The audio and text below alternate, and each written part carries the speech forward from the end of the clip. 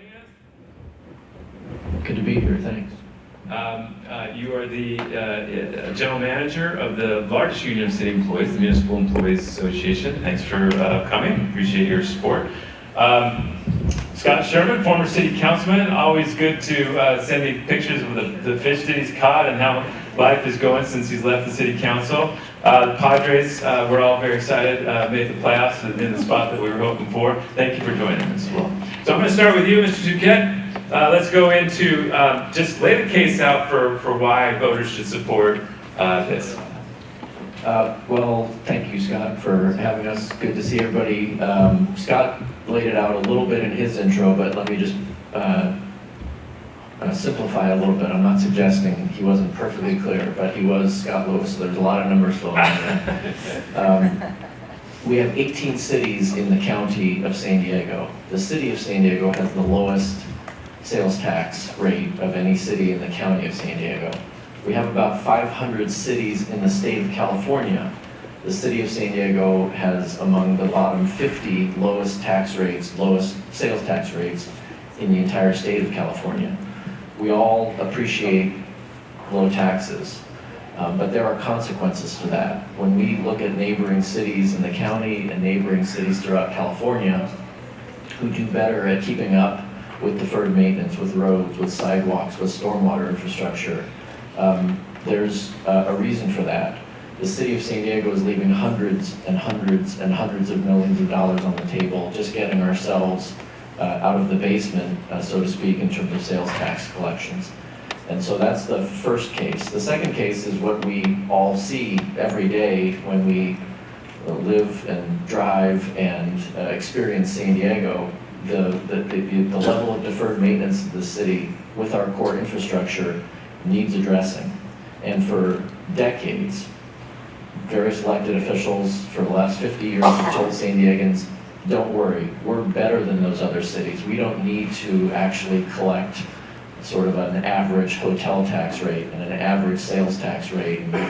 We're happy to be the only city in the United States of America that doesn't recover for the cost of trash collection, and we all like those sort of lower taxes. But again, there are consequences to that. We are getting what we pay for. And so what Measure E is about is a choice to all of us. Do we want to invest a little bit in this infrastructure, in our city? And finally, and then I'll wait for more questions and promptings. You know, one of the main complaints is, yeah, but can we trust City Hall? We don't like that they did this or that. And let me just tell you that the city's general fund, which is what this money would go into, is a $2.1 billion fund. Today, what is being spent out of that fund, 31% of it goes to police department. Another 16% goes to the fire department and lifeguards. So $1 billion of the city's general fund, almost half of it, is for public safety, which I think we all support and recognize as an essential city service. The next 18% goes to the library department and parks and recreation centers. The next 15% goes to transportation and stormwater, general services, fixing city buildings and maintenance, roads, storm drain infrastructure. So 80% of the general fund goes to these core city services. And the other 20% doesn't go to things that we all hate. They go to just things that are much smaller, like the city attorney's budget and the ethics commission and the city clerk and human resources and all the sort of boring but necessary functions of the city.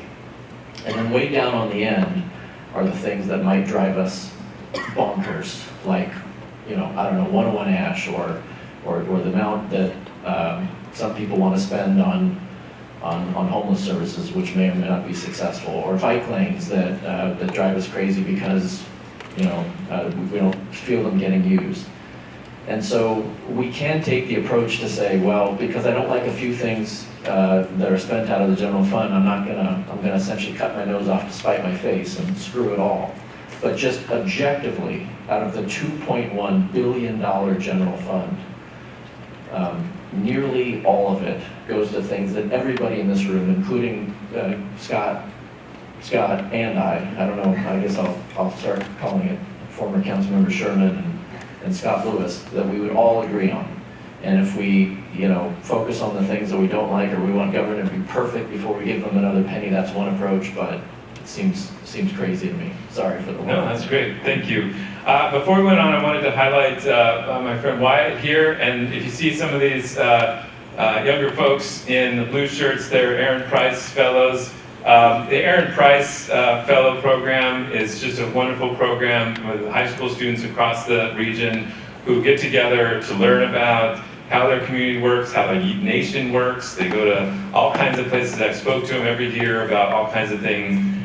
He's going to help us coordinate the questions, and you'll see cards being handed out if you want to ask any, and we'll make some time for that as well. So before I move on, I did want to push you on one thing. You mentioned a lot of things that the money could help with, but there's the reason that we can pass this with just 50% of the vote plus one is because we can't say where the money would go.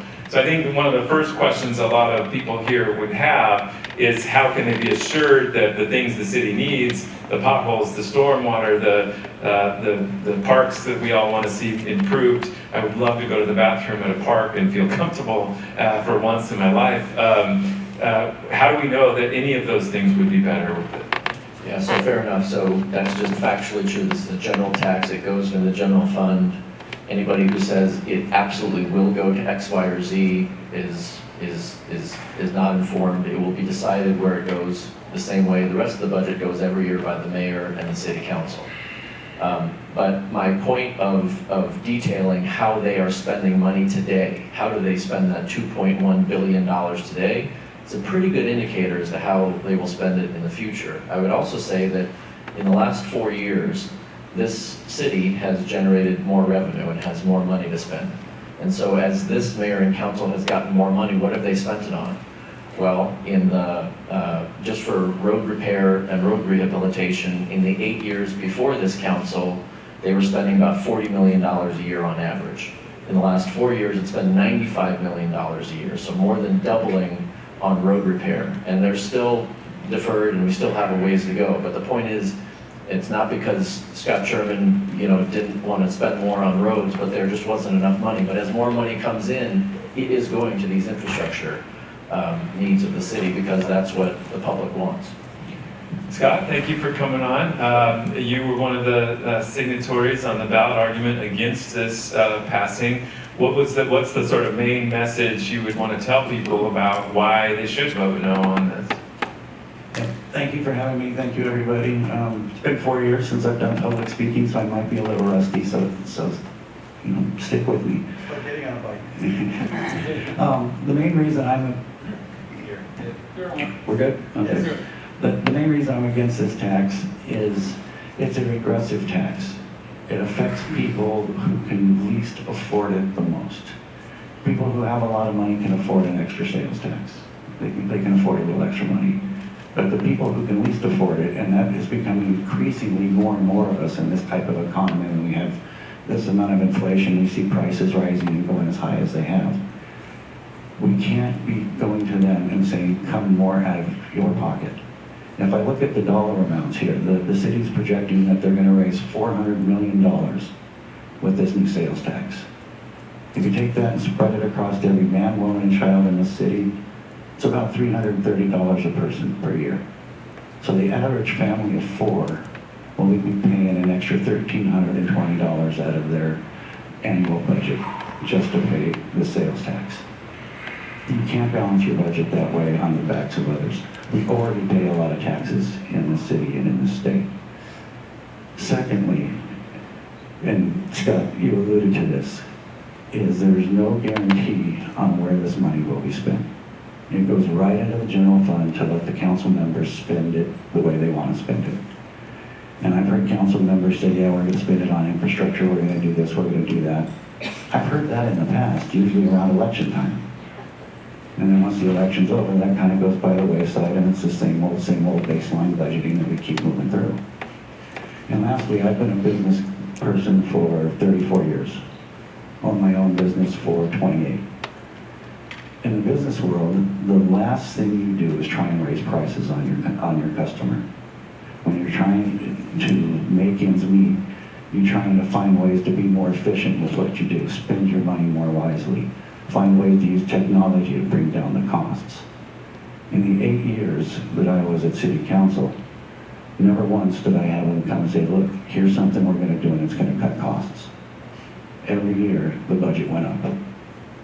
I still remember when I got there the first time, the council member who should be nameless. We were doing labor negotiations. And she says, well, we have to figure out how much we're going to pay employees so we can set our budget. And I was like, well, wait a minute, don't I need to know how much I have to spend before I can figure out how much I'm going to pay people? But that was the way things worked at City Hall. I don't trust them to send them more money to fix the problems that they haven't addressed yet. Show us ways that you're going to attack that. Show us that you've found ways to cut and streamline and make city more efficient. And then if you still need money, come to us and we might be able to back you up. But right now, you need to prove to us that this money will be well spent, and there are no guarantees in this. There's no sunset clause. It's just more money for the general fund.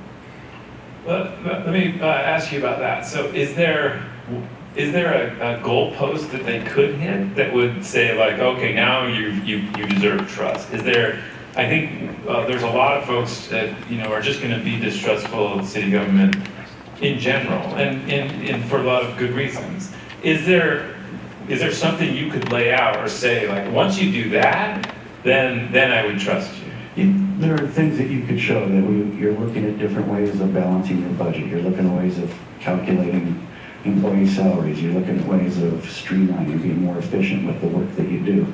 If you could show some of those things to us and say, this is what we're doing, and we're still coming up short, I think it's easier to do. But when you're having all the issues, and having been chair of the city's audit committee for 6+ years doing performance reviews, I've seen where the waste is, and the lack of enthusiasm to try and fix it is just stay with the same status quo. Well, let me take on one point for you to consider that he brought up. The concern about a regressive tax is a common one. It's a liberal one. It's a progressive one to worry about the burden of tax burdens being on people who are right on the edge of paycheck to paycheck living right now. What's your answer toward that, and to why people should be willing to make that sacrifice? Thank you. So, first, I think there was a bit of fuzzy math there. The sales tax in San Diego is paid by anybody who purchases any good or taxable good or service in the city, which includes anybody who visits here, anybody who comes here from other cities in the county. Just as when you go have lunch in Del Mar, you're paying a higher sales tax than you are if you have lunch in La Jolla. If you're in Tierra Santa and you go across to La Mesa to the Costco, you're paying a higher sales tax there because you're in the city of La Mesa. So I would sort of counterpunch that there's some equity arguments there. Why are we letting those residents come into our city and pay less than they would even pay in their own city, and we pay more when we're in their city? In terms of the basic, regressive nature of a sales tax, when you measure it as portion of income that is spent on things that are subject to a sales tax, that is a true statement, that it's by definition a regressive tax. And with all due respect to Mr. Sherman, if we were here talking about parcel tax, which only affects property owners, there would probably be an argument that that's unfair. That only affects property owners. And so there's equity arguments with all of this. At the end of the day, we just need to look at our neighboring cities in the county and our neighboring cities in the state of California. And the question is, do we want to pay a commensurate tax rate which results in services, public safety, infrastructure being taken care of, or do we want to keep essentially keeping ourselves down? To your question, Scott, to Scott Sherman, what are we waiting for? Are we waiting for the perfect bureaucracy? Here's a news flash, that is not going to happen. There is no multi-billion-dollar government bureaucracy that's ever not going to make anybody in this room beat their head against the wall. I can't believe you spent that number of dollars on that. But the order of magnitude we're talking about here, we can't, we'll just cut a little red tape at City Hall. Well, we'll just get a little more efficient. First of all, there has been, I would disagree, There has been many efforts to do that, and many demonstrable things that the city goes without because of the revenue issue. At the end of the day, this is going to be solved by more revenue, or it's not, and this is the choice for voters. Let me just push a little bit on that point. When we run into the trust issue with folks, it often comes down to, like, I think what Scott's saying, like a Qualcomm, every year if they start to fail or start to struggle, they're gonna lop off a big chunk of its workforce. They're gonna get rid of product lines that aren't working. They're going to try to do something that right sizes their experience, their enterprise, so that they can take another step towards growth and in their case, profit building. And I think what we don't see is a constraint necessarily that the market provides for companies on the city government. And what the constraint is just that trust almost. It's just that it's only that trust. And I think at the heart of that is that there's too many people doing jobs that they don't need to be doing. And that's what the worry is, that we're paying people we don't need to pay. Are there things you could tell people about how much the city pays people or how many people are working that might put that in perspective? Sure. So by any metric, the city of San Diego does more with less than the other top 10 cities in the state of California. So police officers per 1,000 residents, San Diego is the lowest or near the lowest. Parks and recreation workers per acre of parkland, the lowest. Librarians per capita and library locations, the lowest. And so are there places in the city budget that if any of the three of us or anybody in this room were king or queen of the city, we could find some efficiencies? Of course. But the notion that the city of San Diego is this bloated bureaucracy with thousands of employees sitting around twiddling their thumbs is just objectively and based on the data not true compared to other cities we compete with. And I would just say that it's sort of easy to say cut a little fat, cut the red tape, get more efficient, act more like a business. Show me, like what? Like what do you want to cut out of this $2.1 billion budget? And I think again we can all come up with things that are big money items to us, but in the grand scheme of a $2.1 million budget are tenths of percents of that. 99.95, I don't know, 92, depending on who you ask, of this budget is identified and being spent today on things that we're not talking about. We're talking about public safety, infrastructure, libraries, parks, and everything else that funds the general fund. Yeah, if I may on that one, having been chair of the audit committee for a bunch of years, you could do things with the way you do contracts, the way you do budgeting, that could save you hundreds of millions of dollars. Give you an example. We contracted out when I was at the city with a company that did flood restoration. And we got the list of bills from the flood restoration folks. So I had my audit people do some digging into it. And it turned out because of prevailing wage, which is union scale, which is mandated by the city, that if you're going to have somebody there, you have to charge the city prevailing wage. And all the benefits and everything else that was included. For that flood restoration company, for the guy who was squeegeeing water out of the person's garage that the city's water backed up and flooded, we were getting billed $101 an hour. This was in 2016. I'm sure it's probably gone up against then. Look at one of those contracts and how you can take that and bring those costs down. Prevailing wage costs the city on average for every contract we do about 20% more than the market sector. So if you could contract some of that out with outside firms, not have those prevailing wage requirements, lower the cost by 20%, you could save a bunch of money. When I was on council, we did pure water, which is recycling wastewater and making it purified and drinkable, which I'm totally behind. That was a $2 billion project. If you were to contract that out to shops that didn't have the prevailing wage, which we couldn't do because the city council said you can only contract with union labor. If we would have saved that 20%, that's $400 million on that one project, which is what they're projecting to raise in a year by taxing everybody in this room. So every government the vast majority of its spending is on people. The wages, the long-term benefits and such. And so what he's talking about there are requirements to pay people certain amounts, to compensate them in certain ways. That does drive up, in some cases, the cost. But can you make a defense of why the standards of pay are set the way they are, and why that's worth investing in? Well, first of all, I disagree with the premise, and we're mixing a lot of apples and oranges here. You're talking about projects that are not part of the city's general fund. You're talking about prevailing wage laws that are often state mandated, not necessarily city mandated. You're talking about a market in California where if you're not paying prevailing wage, there is either no market or barely a market to even be able to execute the work. And so there's much more to that story. But to your point, Scott Lewis, I'll start calling you Scott Lewis, like I'm Call me Coach. Like I'm your spouse about to scold you, Scott Lewis. So, and then, I would also bring up, Scott Sherman has a perspective that is based in Proposition B, the Pension Reform Act of 2012, which again sounds good on its face. We should, pay employees less. We can save money.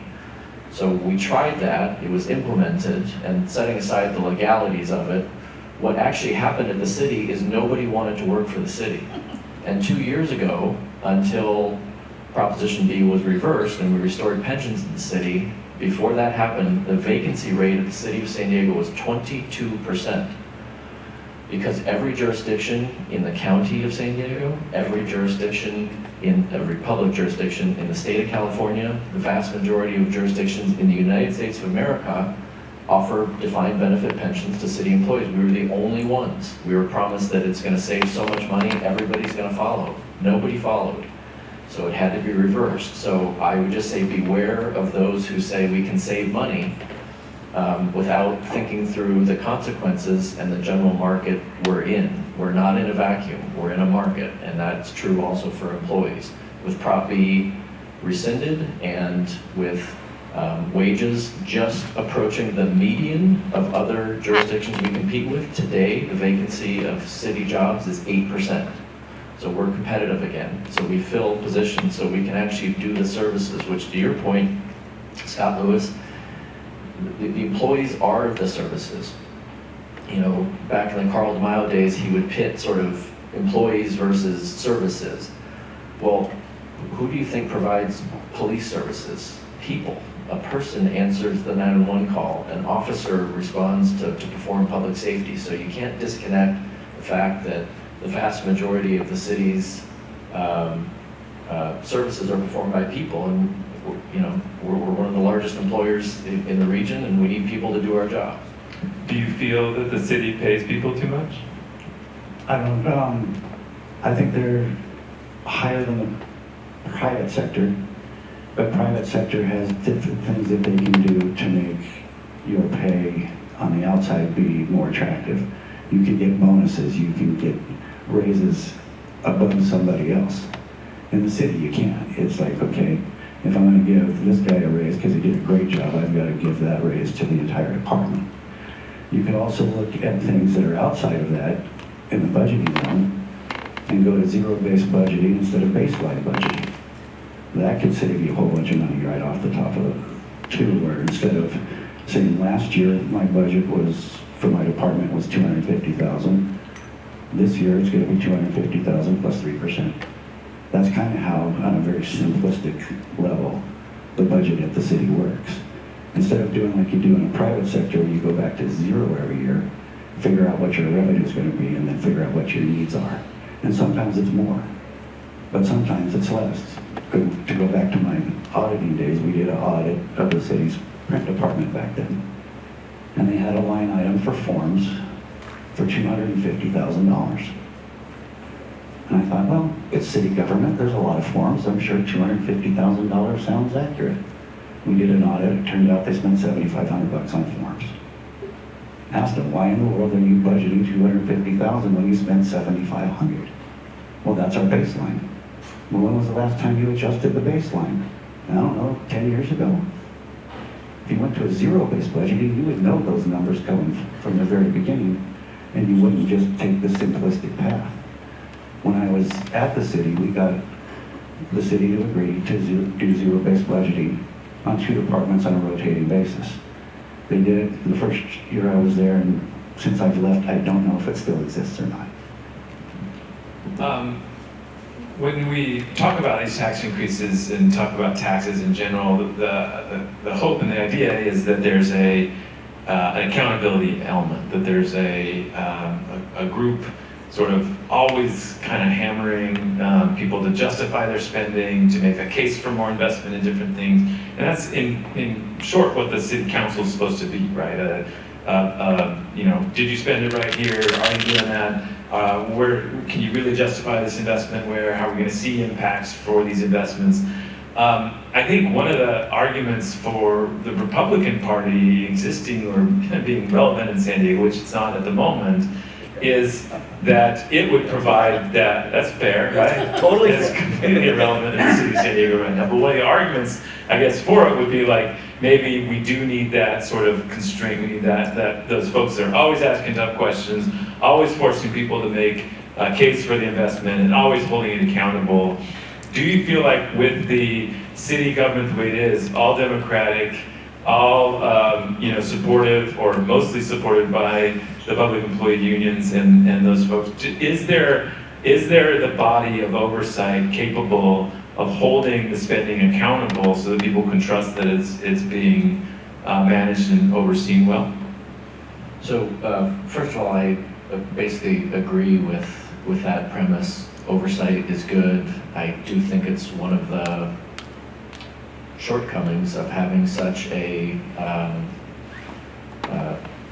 I'll just say it, 9 Democrats and a Democrat mayor and a Democratic establishment. I mean, I'm a Democrat, so on the one hand, I like that. On the other hand, as someone who's been around government for a long time, I don't want to discount the fact that, some discussion, dissension, and skepticism is a good thing, and it would be good in this.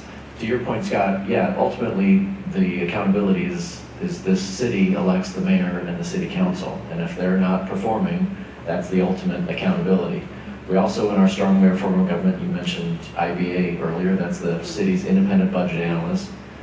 Scott Sherman has mentioned we have an independent auditor and an independent audit committee. There are absolutely accountability factors built into everything the city spends, which is a lot more than the marginal impact of this tax. But ultimately, the accountability is with the voters and the people who make these decisions.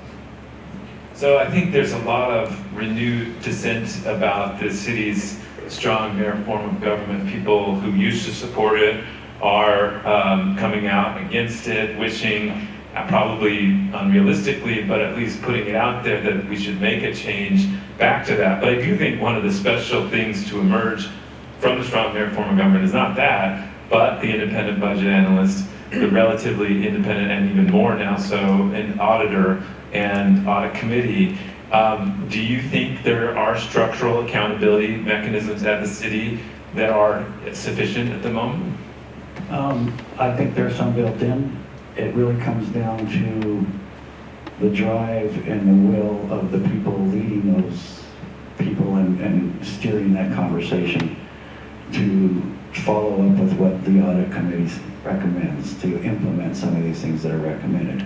Because a lot of times the standard answer is, okay, we will implement that, it's going to take us a year and a half, we're going to have to do some studies, and then who knows if it actually gets followed up on once the elected officials are no longer there. And that's really, I think, where there could be some areas to do it. But for so long, it's been, and bureaucracy is the same in business as it is in government. There need to be checks and balances, and there needs to be a way to hold some of those bureaucracies to account and make sure. And at the end of the day, it's the voters in forums like this that get people involved. There's a $200 million deficit, as we discussed. The mayor and city council, to my knowledge, haven't articulated much in the way of solutions beyond this, and I think are putting a lot of hope in this passing. I asked Larry Turner, who's running for mayor, what he would do, and he mentioned the many capital project budgets that are out there, the pockets of money, the buckets of money set aside eventually for capital improvements, parks, bridges, all kinds of things. He mentioned, you know, there's too much of that sitting out there, we should gather it and pay some of these bills.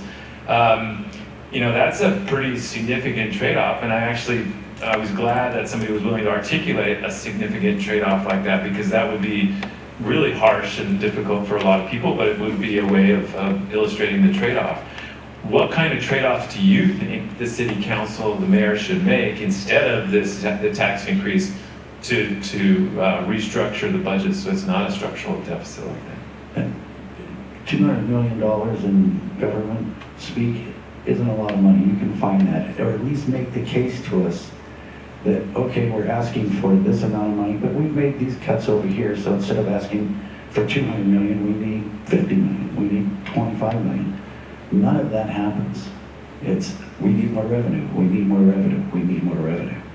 That is the solution to everything at City Hall. It's never once in my 8 years there was it, okay, we're streamlining here, we're eliminating this department's no longer needed. Every time, we need more revenue. Come to us, make your case. I mean, we do it in the business world all the time. It's like, look, we've done this, we've done that, and now we still can't keep the doors open unless we come and raise our prices. Just make the case.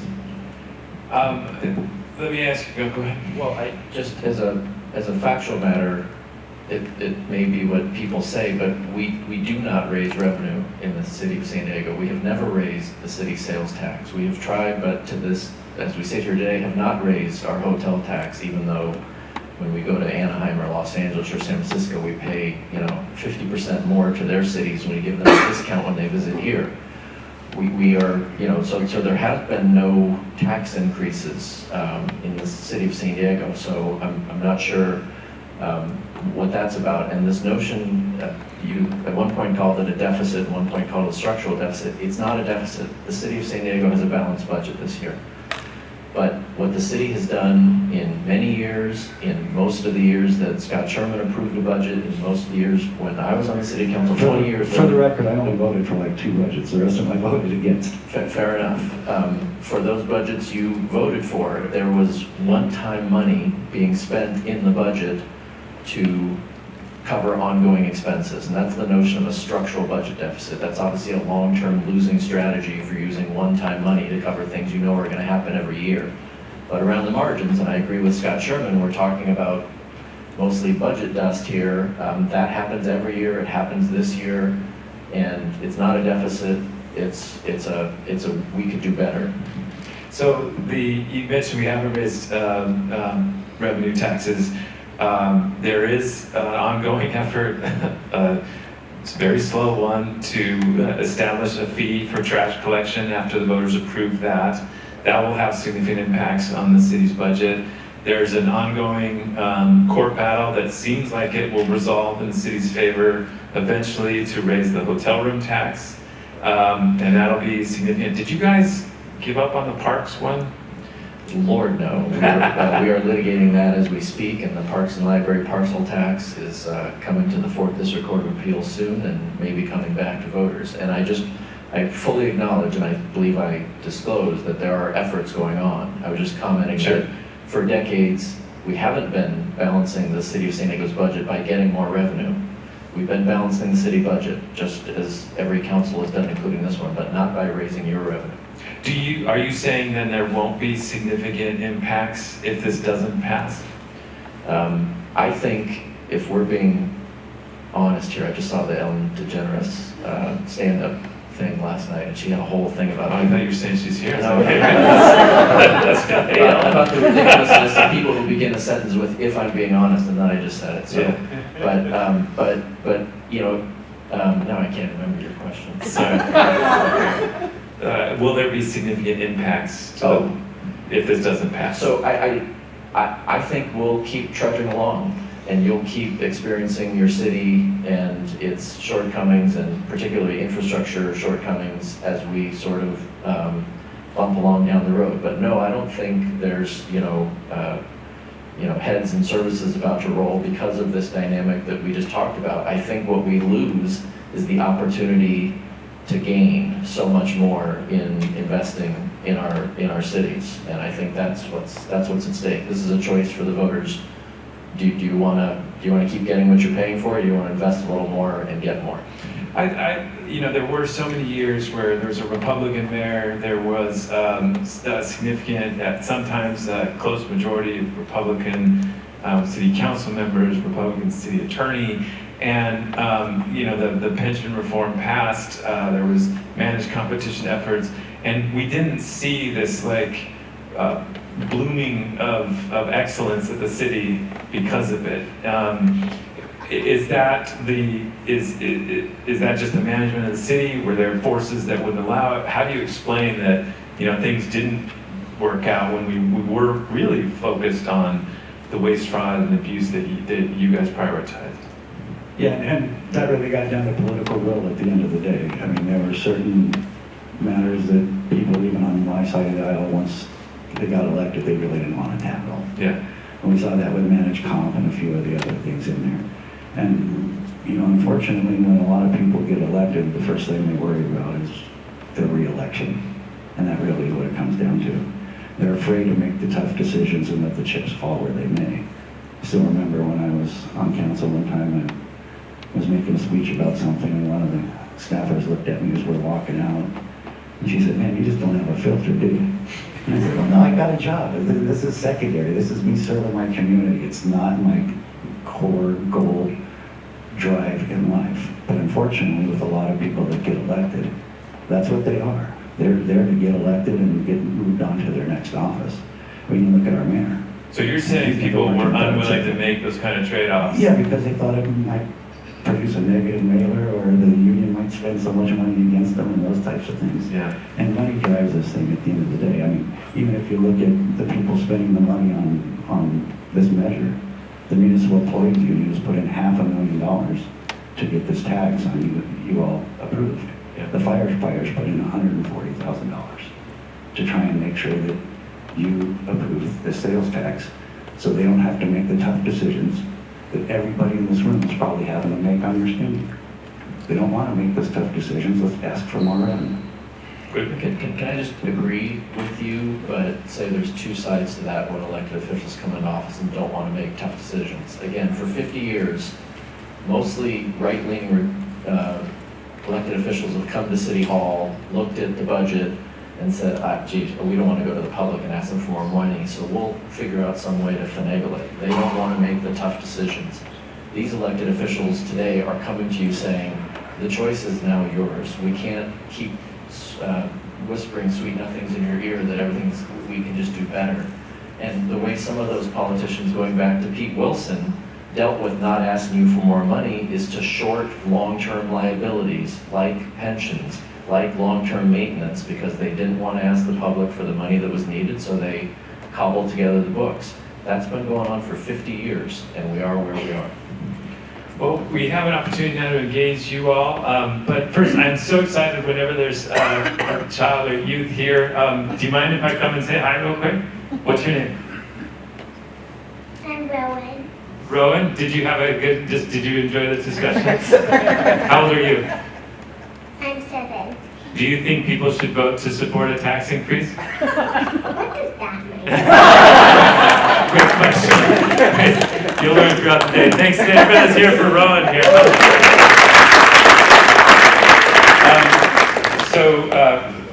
As I mentioned, the Aaron Price Fellows are here. There is no group in town that gives me more hope than these smart younger folks that are always asking tough questions. If you ever get a chance to speak in front of them, you better be ready. They are really sharp and really driven. One of the first classes included the current mayor, Todd Gloria. They're ambitious and interesting people, and they come from all across San Diego. And Wyatt is here. You got the first question, sir. Go ahead. Thank you. My name is Wyatt Spencer. I'm a junior at San Diego High School, and my question is that we know sales taxes have consistently disproportionately affected those in low-income communities. My question is, through this tax, how will they be proportionally represented to make sure that their input has proper bang for their buck?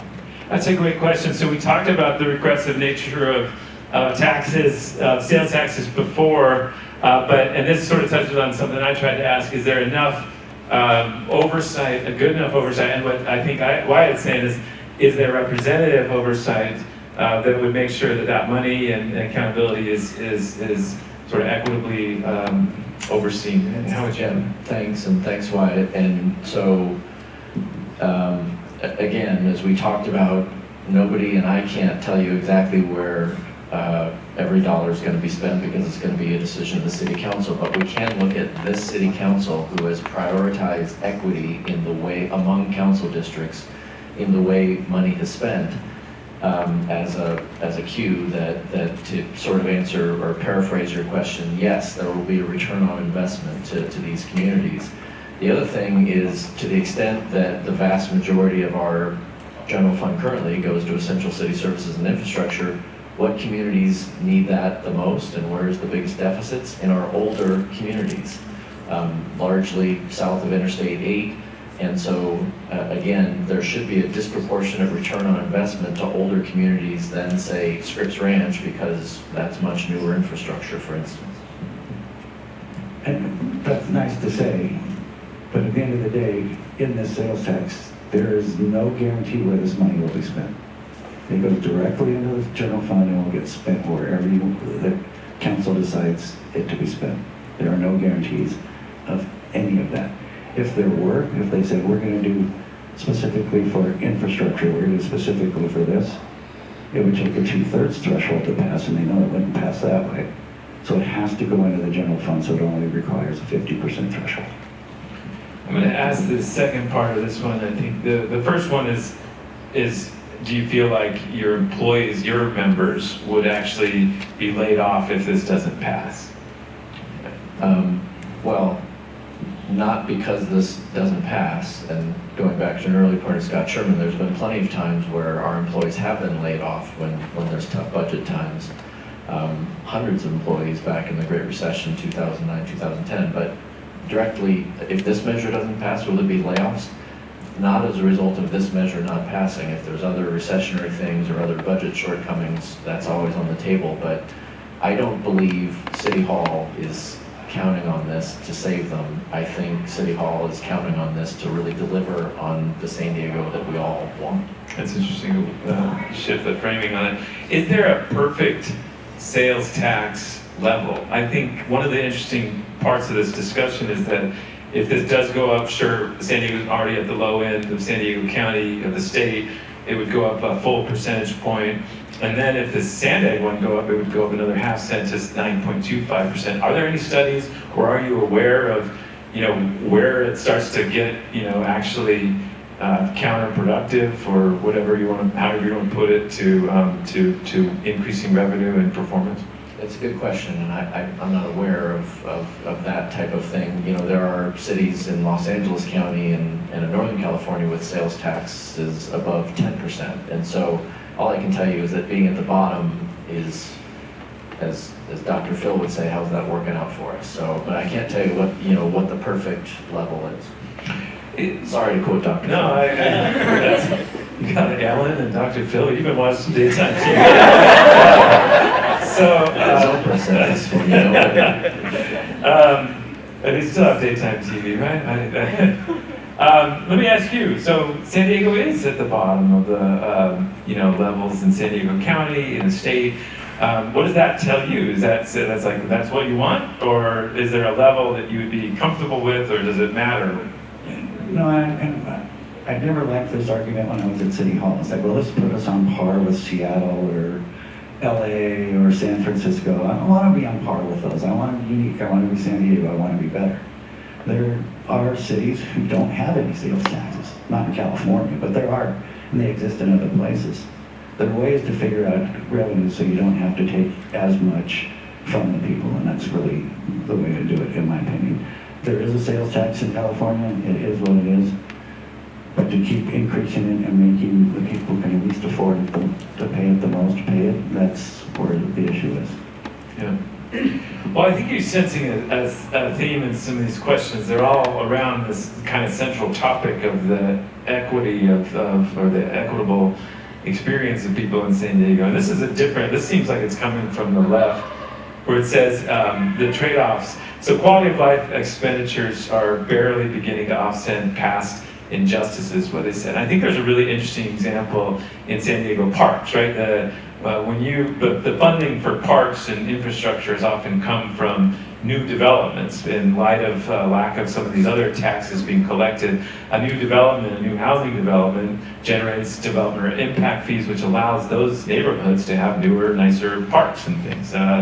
You can see it in our own city. You go to different parts of the city that are newer, and the parks are much nicer. And whether they can keep them up over time, I think is going to be an interesting thing to see. But I think, older parks, older neighborhoods, as you described, now they did make a change to that. They are centralizing a lot of the developer impact fees now to distribute out in a more equitable way, so they're not just staying in the neighborhoods where their fees are being developed. But those are the kind of examples of this sort of restructuring of city government to make it so that older and newer neighborhoods, underserved neighborhoods, and other neighborhoods are being treated more equitably. Are those projects done? Have we reset San Diego city government in a way that does make good on past injustices to justify to people who are worried about cost of living that this is worth now stepping up for? Yeah, I mean, it's begun. I would never stand in front of a banner saying mission accomplished, and this goes back to Wyatt's, question, and I agree with Scott Sherman. Nobody can promise exactly what's going to happen in the future, but we have a pretty good guide as to what this council has done. And you've mentioned they have fundamentally changed policies with respect to how these funds get allocated. They have passed, for instance, a cannabis equity program, which sort of takes into account the historical impacts of marijuana criminalization on certain communities, and that our revenues from cannabis taxes should be They took that, didn't they? should take that into account. Well, no, it was waived this year because of the budget, but the policy exists. But the point is, the progress is being made. But to your question, I wouldn't say no. You can't make up for that amount of disparity in the funding and the way parks get funded or not in certain communities in 1 year. But this council has more than started the process to choose a different path going forward. So this is for you, Councilman Sherman. Are you in favor of Proposition 5? This is the one that would, yeah, happy to. You all are my people. You understand. Whoever asked the Prop 5 vote, you're my person. Thank you. Am I getting a vice opinion? I think Proposition 5 has the potential to reshape cities unlike anything else on the ballot this year. And I don't think people talk about it enough. This would be the one that would allow cities to raise taxes, property taxes, to pay off borrowings if the money is being used for building stuff, infrastructure. Affordable housing is the big headliner, but there's all kinds of infrastructure that fits within that definition. And it would be a sort of pro rata rate of the property tax. So it would make it so instead of needing 2/3 of the vote for those taxes to pass, it would just need 55%. And it's basically doing what schools are allowed to do now for the school bond. So I think it would be a pretty significant deal. It's polling at about 50-50. It's going to be really interesting to watch that night. Do you support it? I'm going to guess no. With that level of detail, I have no idea. I'm going to have to dig into it and find out for sure exactly how it goes, because again, we're raising taxes without showing how we're giving more value for the dollar we're already collecting. All right, I'm going to look at a couple of these.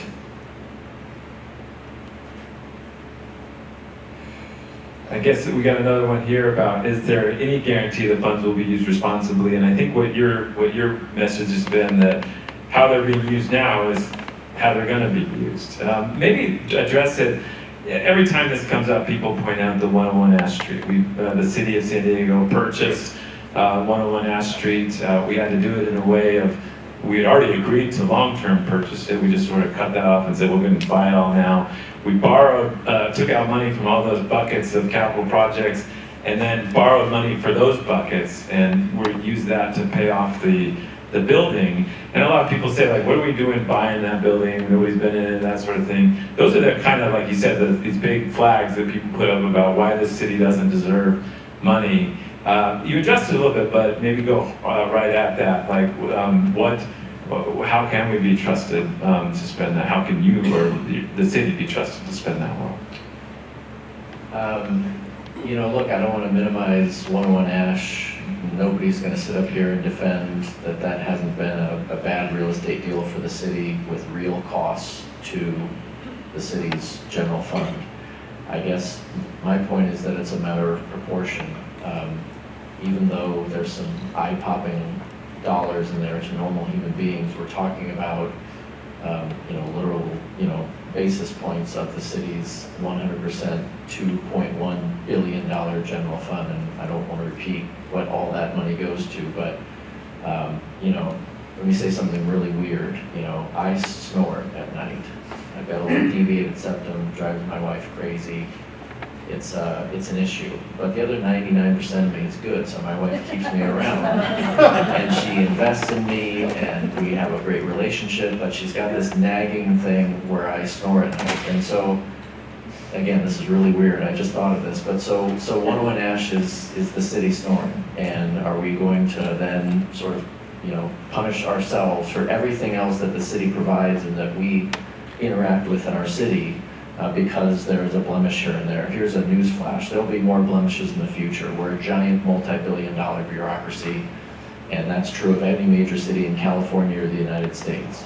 And the question is, are we confident enough that this money will be spent on the things we care about? And the answer is yes, because that is exactly what the city, whether it was Scott on the council, me on the council, or this current council, was spending the vast majority of money. Public safety, infrastructure, parks, libraries, essential city services. That's what the general fund is. Scott, we had a question here for you, and it sort of gets at the heart of your point about prevailing wage, people being, paid too much maybe, and these projects and everything else costing too much money.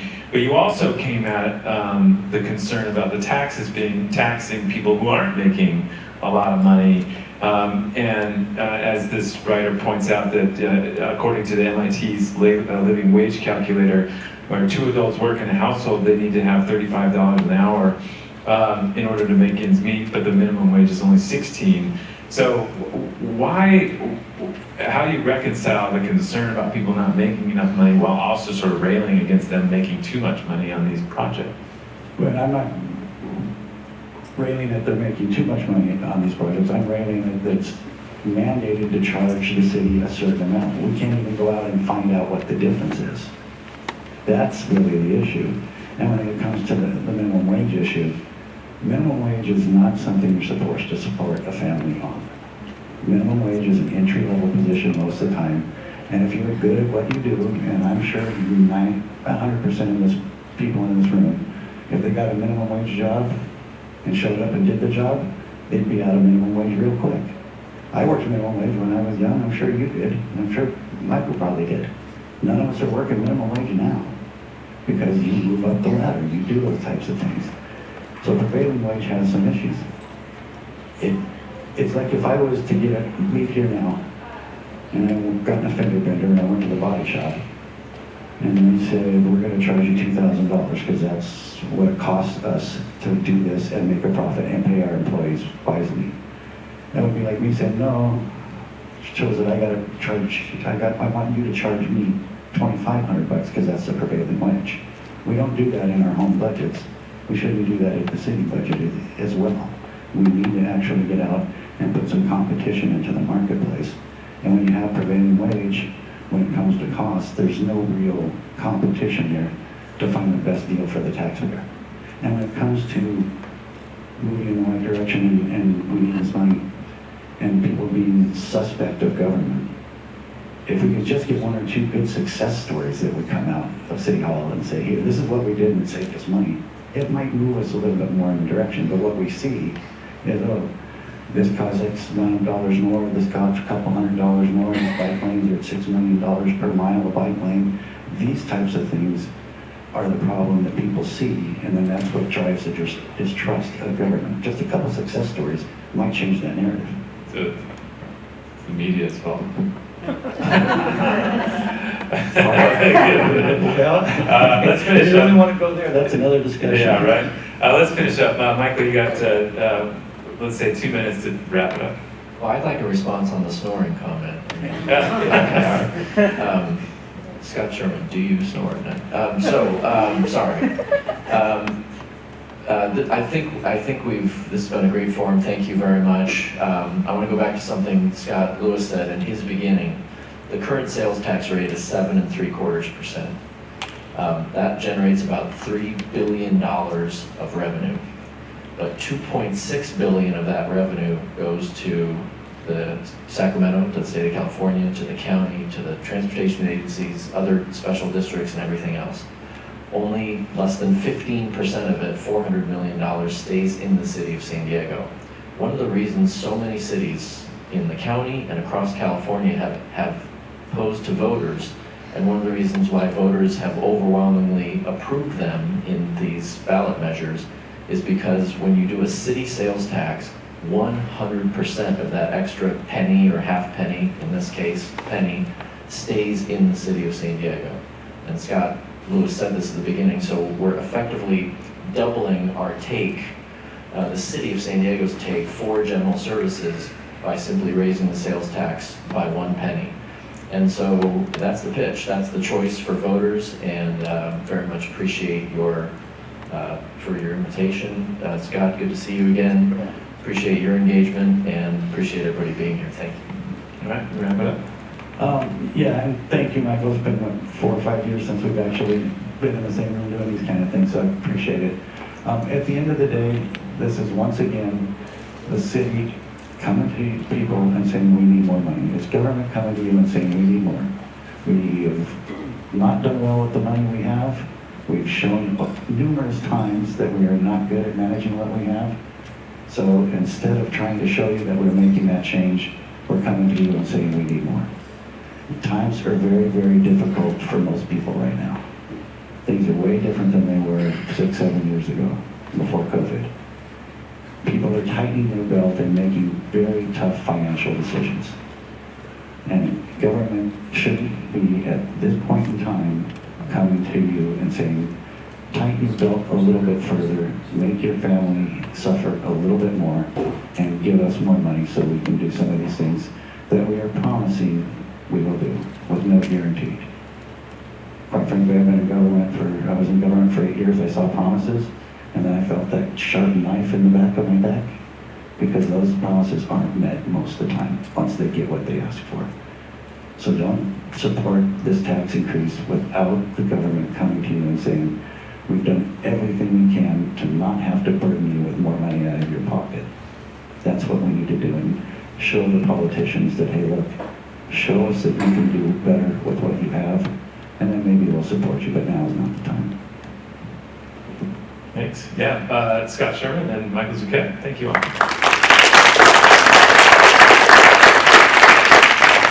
Great job, guys.